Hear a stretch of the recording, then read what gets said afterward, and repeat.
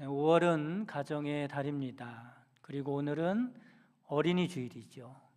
바라기는 여러분의 가정이 언제나 평화롭고 화목하고 주님의 은혜와 사랑으로 풍성한 가정이 되시기를 주님의 이름으로 축복합니다.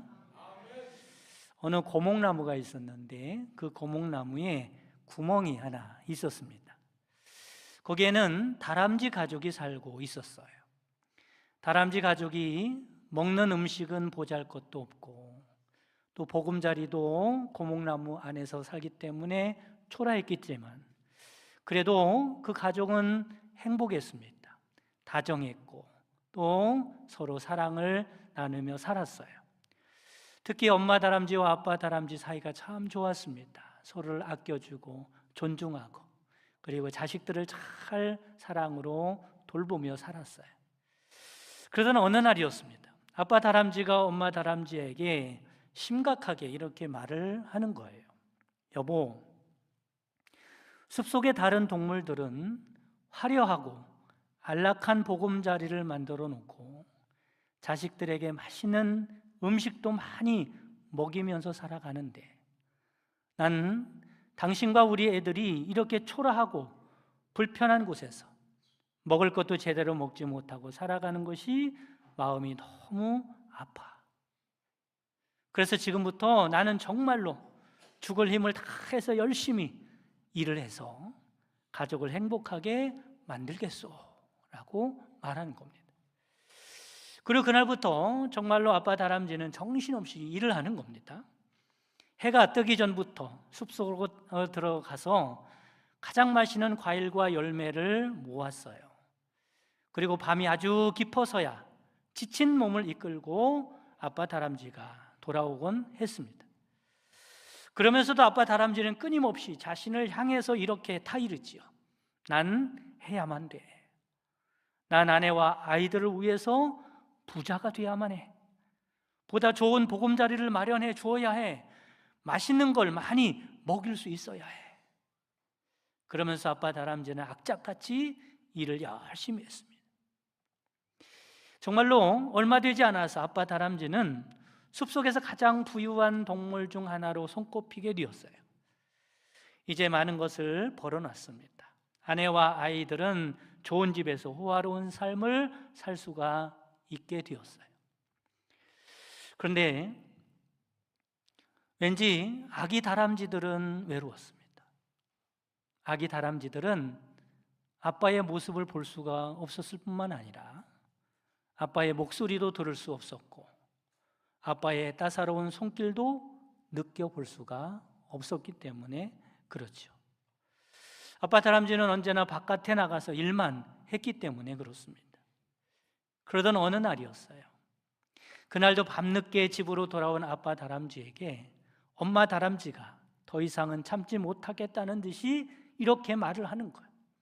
여보, 난 너무 힘들어요. 너무나 외롭고요. 아이들은 나보다 아마 더 힘들 겁니다. 우리는 당신이 우리를 사랑하고 있는지 알 수가 없어요. 우리에게 필요한 건 당신이에요. 당신의 관심과 사랑이 필요해요. 애들도 아빠의 손길을 그리워하고 있단 말이에요. 그런데 이 말을 들은 아빠 다람쥐가 불같이 화를 내면서 말하는 거예요. 뭐라고? 지금 무슨 소리를 하는 거야? 내가 당신과 아이들을 사랑하지 않는다니 무슨 뚱딴지 같은 소리야. 당신은 내가 지금 누구 때문에 이렇게 고생하는지, 누구를 위해서 이렇게 열심히 사는지 알고 있잖아. 여자들은 아무것도 몰라. 언제나 사랑, 타령만 한다니까. 요즘 세상에 사랑과 애정만 가지고 어떻게 산단 말이야. 난 당신과 아이들을 위해서 밝은 미래를 보장해 주고 싶은 것이야. 이렇게 엄마, 아빠가 큰 소리로 싸우는 바람에 잠자고 있던 아기 다람쥐들이 다 잠에서 깼어요. 덕분에 아기 다람쥐들이 오랜만에 누구 얼굴을 보게 됐어요? 아빠 얼굴을 볼 수가 있게 됐어요. 제일 큰 아기 다람쥐가 아빠의 얼굴을 보면서 동생들에게 이렇게 조용히 속삭입니다. 얘들아, 잘 봐. 저분이 바로 우리 아빠야. 저분은 굉장히 열심히 일을 하시지. 우리가 가진 모든 것은 모두 다 저분이 사주신 거란다. 그러자 제일 막내 다람쥐가 천진난만한 얼굴로 형에게 이렇게 말하는 겁니다. 형, 그럼 저분한테 말해서 우리와 놀아줄 아빠도 좀 사달라고 그러자. 응? 아버지를 잃어버리고 살아가는 오늘의 우리의 서글픈 현실을 풍자하고 있는 동화입니다. 오늘날 가정들은 자녀를 얼마나 끔찍하게 생각하는지 몰라요. 그런데 아이러니하게도 그 끔찍하게 생각하고 사랑한다고 하는 자녀들은 또 얼마나 외롭고 힘들게 살아가는지 모릅니다. 왜 그렇습니까? 오늘 이야기 중에 막내 다람쥐가 말하는 것처럼 아빠를 잃어버렸어요. 엄마를 잃어버렸습니다. 사랑의 손길을 잃어버렸기 때문에 그렇죠. 부모들은 자녀들을 극진히도 사랑한다고 하지만 자녀들은 그걸 사랑으로 느끼지 못하고 있다는 겁니다. 왜 그래요? 그 사랑은 부모의 욕심에서 비롯된 왜곡된 사랑, 변질된 사랑이기 때문에 그래요. 때로는 세상 때가 묻어서 중요한 것을 잃어버리고 살아가는 어른들이 순수한 어린이들에게 배워야 할 것이 있습니다. 그래서 이 시간은 어린이들을 통해서 배울 수 있는, 또 어린이를 통해서 주시는 교훈이 무엇인가라는 것을 알아보려고 그래요. 오늘 본문에 보면 제자들이 예수님에게 중요한 질문 하나를 합니다. 이런 질문하지요. 천국에서는 누가 크니까? 라고 질문해요. 그러자 예수님께서 이 질문에 답을 하기 위해서 한 어린 아이를 불러서 가운데 세우신 겁니다. 샘플로 세우신 거죠. 제자들 앞에. 그리고 말씀하십니다. 너희가 돌이켜 어린 아이들과 같이 되지 아니하면 결단코 천국에 들어가지 못하리라 말씀합니다. 천국에 들어갈 수 있는가 없는가를 말씀하시는 것 보니까 정말 중요한 말씀이에요. 이 말씀에 보면 너희가 돌이켜라고 시작하죠. 다르게 말씀을 드리면 너희가 잘못된 것을 바로 잡으라는 겁니다. 회개하라는 거예요. 그러니까 제자들에게 잘못된 부분이 바로 잡혀야 하는데 어떻게 바로 잡으라는 말씀을 하고 싶으냐면 그 기준이 누구라는 말이에요? 어린아이라는 겁니다. 그래야 어린아이와 같이 돼야 천국에 들어갈 수 있다고 말씀을 하고 있는 거죠. 그러면 어린아이와 같이 되라는 말씀이 어떻게 되라는 말씀일까? 첫째로는 어린아이들과 같이 겸손해야 함을 믿으시기를 바랍니다. 4절에 그렇게 말씀하죠. 그러므로 누구든지 이 어린아이와 같이 자기를 낮추는 사람이 천국에서 큰 자니라 말씀합니다. 여러분, 겸손하지 않으면 천국에 들어갈 수 없습니다. 반대로 겸손한 자가 천국에 들어갈 수 있을 뿐만 아니라 겸손할수록 천국에서는 큰 자라는 것을 깨달으시기를 바랍니다. 천국은 예수님을 믿어야 간다고 하잖아요. 그렇죠? 그러면 누가 예수님을 믿을까? 예수님을 믿는 사람은 겸손한 사람이 예수님을 믿는 겁니다. 복음은 겸손한 사람들의 것입니다. 구원은 하나님의 전적인 은혜로 받는 거예요. 구원은 하나님의 은혜로 받는 것이라고. 그런데 교만한 사람은 하나님의 은혜를 의지하지 않습니다. 언제나 자기 의로 살려고 하고 자기 의를 의지합니다. 이런 사람은 복음을 깨달을 수 없어요. 복음을 받아들일 수 없습니다. 그래서 야고보서 4장 6절 말씀에 이렇게 말씀하죠. 그러므로 일러스되 하나님이 교만한 자를 물리치시고 겸손한 자에게 은혜를 주신다 하였느니라 말씀합니다. 베드로전서 5장 5절은 더 정확하게 말씀하죠. 하나님이 교만한 자를 대적하시되 겸손한 자들에게는 은혜를 주시느니라 말씀합니다. 하나님께서 교만한 자를 대적하신다는 말씀은 이 대적한다는 게 군대 용어입니다. 교만한 자를 적으로 간주하시고 물리치신다는 것. 그럼 어떻게 될까요? 파멸에 이를 수밖에 없겠죠. 반대로 하나님께 겸손한 사람을 하나님은 좋아하시고 가까이 하시고 은혜 베푸심을 믿으시기를 간절히 바랍니다. 어거스틴에게 한 제자가 물어봐요. 선생님, 우리 신앙인이 갖춰야 할 덕목 중에 가장 중요한 덕목이 무엇입니까? 물어봐요. 그래서 어거스틴이 말합니다. 가장 중요한 덕목은 겸손이라네 말해주죠. 그러면 두 번째 덕목은 무엇입니까? 제자가 또 물어봐요. 그러자 어거스틴은 둘째도 겸손이야. 셋째는 무엇입니까? 셋째도 역시 겸손일세라고 가르쳐 주었다고 그럽니다. 여러분, 그렇습니다. 하나님 앞에 가장 중요한 게 뭐냐면 겸손인 줄 믿으시기를 간절히 바랍니다. 그러므로 겸손하지 않으면 그는 더 이상 신앙인으로 살아가기를 포기한 것과 같은 것. 프랑스의 작가 안드레 지드라는 사람은 이 정도로까지 말했습니다. 겸손은 천국 문을 여는 열쇠이고 교만은 지옥의 문을 여는 열쇠다. 여러분, 어린이와 같이 겸손하시기를 간절히 바랍니다. 그러면 우리가 어린아이에게 배워야 할 겸손은 어떤 겸손일까? 여러분, 어린아이들이 부모를 의지하는 모습을 상상해 보시기 바랍니다. 어린아이들이 부모를 얼마나 의지하는지 몰라요. 어린아이들에게 있어서 부모는 절대적인 존재입니다. 부모 없이는 살 수가 없는 거예요. 부모는 생명과 같은 존재입니다. 우리와 하나님과의 관계도 이런 관계라는 것을 깨달으시기를 간절히 바랍니다. 겸손하라 그러니까 연약하라, 의존적인 사람이 되라 이런 말을 하는 게 아니에요. 세상에서는 그렇게 살면 안 되죠. 이 말씀은 하나님 앞에서 말씀을 드리는 거예요. 하나님 앞에서 겸손한 여러분 되시길 간절히 바랍니다.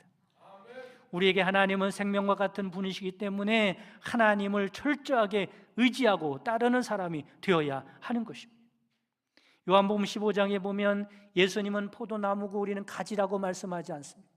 여러분, 그 가지는 포도나무에 붙어 있을 수도 있고 떨어질 수도 있는 게 아니에요. 그 선택사항이 아닙니다. 그건 생명과 같은 거예요. 여러분, 하나님을 철저히 의지하는 겸손한 사람 되시기를 간절히 바랍니다. 두 번째, 어린아이와 같이 순수해야 한다는 말씀을 하는 겁니다. 어린아이들은 순수하죠. 여러분, 어린아이를 보시기 바랍니다. 별것 아닌 것 같고요, 얼마나 깔깔거리고 기뻐하고 재밌어하고 즐거워하는지 몰라요. 누가 어린아이에게 고가의 장난감이 필요하다고 가르쳤을까? 어른들이 잘못 가르친 겁니다. 어린아이들에게는 굳이 고가의 장난감이 필요 없어요. 종이 한 조각, 떨어진 단추 하나, 나뭇가지 하나, 기어다니는 곤충 하나도 모두 다 신기한 장난감이고 친구입니다. 이것들과 함께 놀이에 빠져 있는 아이들을 보면 그 모습에서 행복이라는 것이 무엇인지 알 수가 있어요. 왜 그렇습니까? 어린아이들은 순수하기 때문에 그런 거예요. 사실은 순수한 눈을 가지면 우리 주변에 감사하고 기뻐할 일들이 지천에 널려 있습니다. 여러분, 지금 숨을 쉬고 있다는 자체가 생각하면 생각할수록 얼마나 기쁜 일이고 감사한 일이에요. 그렇지요? 숨을 쉬고 있다는 게, 사랑하는 사람과 함께 살 수 있다는 게 얼마나 행복한 일이에요. 하나님을 찬양하고 예배할 수 있다는 것이 얼마나 복된 일이에요. 이런 것에 눈이 열리면 우리는 지금 이 땅에서도 천국을 보고 듣고 누리며 살 수 있는 줄 깨달으시기를 간절히 바랍니다. 그래서 마태복음 11장 25절 말씀에 보면 하나님께서는 복음의 깊은 비밀을 지혜롭고 슬기 있는 자들에게 숨기시고 어린 아이들에게는 나타내셨다고 말씀해요. 복음은 인간의 지혜와 능력으로 깨달을 수 있는 비밀이 아닙니다.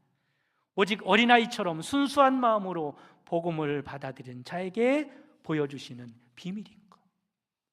사랑하는 성도 여러분, 어린아이들처럼 순수한 마음으로 복음을 받아들이시고 이 땅에서도 천국을 누리며 살다가 하늘나라에 갈 수 있는 여러분 되시기를 주님의 이름으로 축복합니다. 세 번째는 어린아이 같이 순종해야 한다는 말씀을 하는 거예요. 여러분, 순종하는 사람들 되시기를 간절히 바랍니다. 순종의 축복이 있는 겁니다. 어떤 개구리가 몹시 아파가지고 병원에 가게 됐어요. 그러자 의사 선생님이 심각한 표정으로 말합니다. 이렇게 병이 깊어질 때까지 병원에 오지 않고 뭐 했어? 그러면서 혼을 내는 거예요. 그러니까 중한 병에 걸린 거죠. 약을 져주면서 말합니다. 이 약을 하루 3번씩 드세요. 그리고 당신이 걸린 병은 주의할 점이 하나 있습니다. 머리를 뒤로 젖히면 죽는 병입니다. 그러니까 절대로 머리를 뒤로 젖히면 안 된다. 신신당부를 했습니다. 개구리는 알겠다고 그리고 집으로 돌아갔어요. 그런데 그날 저녁 개구리가 그만 죽고 말았습니다. 왜냐하면 머리를 뒤로 젖혔기 때문에, 의사 선생님 말을 순종하지 않았기 때문에 죽은 거예요. 어떻게 하다 머리를 뒤로 젖혔을까? 저녁에 식사를 하고 약을 먹기 위해서 물을 한 모금 머금고 약을 털어내야 하는데 어떻게 털어내요? 머리를 뒤로 젖혔어요. 이거를 젖히고 약을 털어넣다가 그만 죽은 겁니다. 약을 먹을 때도 누구 말을 생각했어야 돼요? 의사의 말을 생각했어야지. 절대로 의사의 말을 순종했어야 하는데 불순종해서 그렇게 된 겁니다. 여러분, 인류의 불행은 불순종으로부터 시작됐다는 것을 우리가 너무나 잘 알고 있어요. 그것도 한 사람의 불순종으로 말미암아 모든 사람이 죄인이 되었고 불행하게 된 것입니다. 그 한 사람이 누구예요? 바로 아담이죠. 그런데 온전히 순종한 한 사람이 나타났습니다. 그분의 순종으로 인해서 인류의 불행한 역사는 역전되었습니다.